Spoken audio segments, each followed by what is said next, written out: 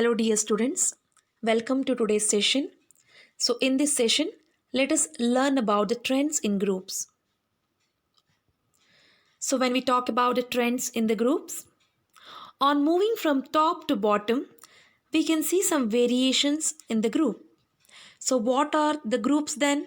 The groups are considered as the vertical columns which are present in the periodic table, right? So, these kind of vertical columns which are present in the periodic table, we consider them as the groups. So, when we look at these groups, as we move from top to bottom, we can see some variations in these groups. So, what are the variations which we can see in these groups? We can see the variations in the valence electron, atomic number, valency, size of the atoms, metallic character, as well as the chemical reactivity. So now let us understand the first trend, that is valence electron. All the elements in the group has the same number of valence electron. I repeat, when we talk about the valence electron, all the elements in the group has the same number of valence electron. See, as we move from top to bottom, we are talking about the groups, correct? So as we move from top to bottom in a group, all the elements which are present in this group, they have same number of valence electron. For example, take the fluorine. So the fluorine's atomic number is 9 and its electronic configuration is 2,7. What about chlorine? Chlorine's atomic number is 17 and what is its electronic configuration? 2, 8, 7. Correct? What about bromine? Bromine's atomic number is 35. So the bromine is also having the 7 electrons on its outermost shell. So as we move from the top to bottom, the elements in the group, they have same number of valence electron. What are the valence electrons here? The valence electrons are the electrons which are found on the outermost orbit of that particular element. Correct? So when we look at fluorine and chlorine here, both are having same number of valence electrons. Is it? So now let us look at this column. So if you look at the boron, what is the electronic configuration of boron? It is 2, 3. What about aluminium? Its atomic number is 13 and its electronic configuration is 2, 8, 3. So if we look at now the boron as well as aluminium also, they are having the same number of valence electrons. That is, the outermost orbit contains 3 electrons on its shell. Clear? So now let us talk about the valency. So as we move from top to bottom in a group, the elements in the group has the same valency. The elements in the group has same valency. So when I was giving the example of fluorine, I said that electronic configuration of fluorine is 2, 7. Correct? What about chlorine? It is 2, 8, 7. So now tell me, what is the valency of fluorine? It is 1. Correct? What about the valency of chlorine? The valency of chlorine is also 1. I hope you all have remembered what is valency. Let me recall what is valency once again. The valency means the extra electron which an element is having on its shell, or the electrons needed by the shell. So here, when we look at the fluorine and chlorine, both fluorine and chlorine needs 1 electron. Why do they need 1 electron? Because to fulfill the octet configuration. You know what is octet configuration, correct?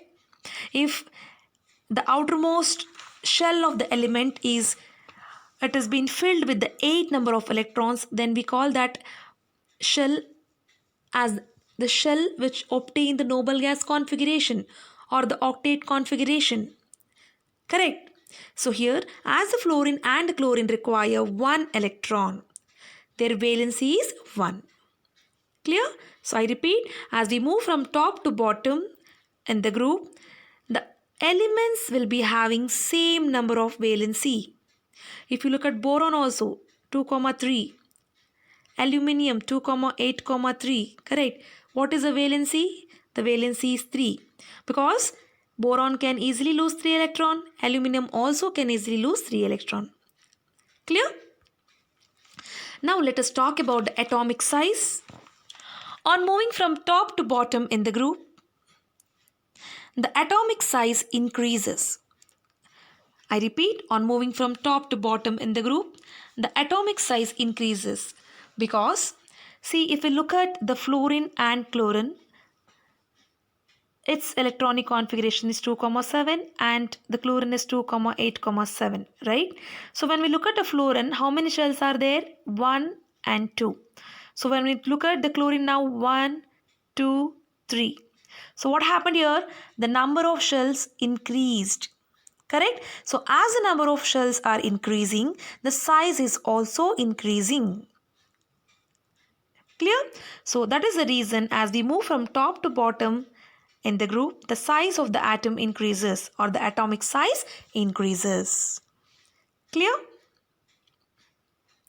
So now if you talk about the metallic character, on moving from top to bottom, the metallic character increases but the non-metallic character decreases. The reason why it is happening because if we go down the group, the size of the atom increases. We know this, right? So if you look at the boron, its electronic configuration is 2, 3 and aluminium it is 2, 8, 3, right? So as we go down the group, what happened? The number of shells increases. Here there are 2 shells. By the time we come to aluminium, there are 3 shells. So as the number of shells increases, the size of the atom also increases. Right? So as the size of the atom increases, the force of attraction between the nucleus and the outermost electron increases. Suppose the nucleus is present at the center. Now what happened? By the time the elements which are present on the outermost orbit of third shell, it receives very less number of attraction. Correct. So hence I say that the nucleus which is present at the center of the atom has very less electron towards the outermost orbit, because as the number of shells increases, what happens?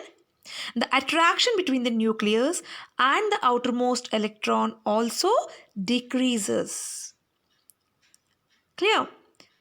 So if the attraction is weak, what happens? It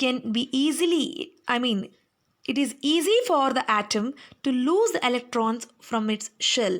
As a result, the metallic character increases. I repeat, as the elements are able to easily lose their electron, then what happens? The metallic character increases and the non-metallic character decreases.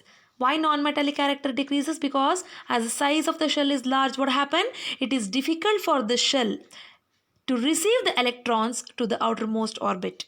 Hence, non-metallic character decreases. Clear? So now, let us talk about the chemical reactivity. On moving from top to bottom, what happens? The chemical reactivity of the metals increases. I repeat, on moving from top to bottom, the chemical reactivity of the metals increases. Correct. What is the reason? If it is same in this case also. What we have spoken or discussed just in the before slide, that is about the attraction, that is we have spoken about the metallic character, correct? So the metallic character and the chemical reactivity both are having some similarity. That means it is same in both the cases. If the size of the atom increases, here as we go down the group, fluorine, chlorine, bromine, iodine, correct? So as we go down the group, what happens? The size of the atom increases and it is easy for the shell to lose electron. Right? As the size of the atom increases, what happens? It is easy for the shell to lose the electron.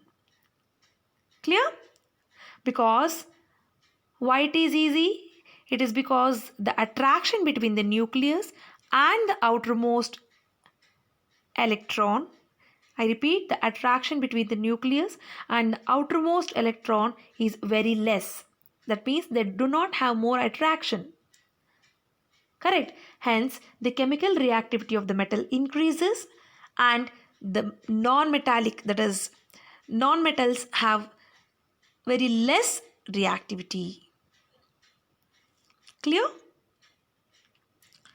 So in my next video, I will be explaining you some of the merits or the advantages which we can see in the periodic table, and we will also understand about some of the chemical bonding which takes place in the periodic table. Thank you.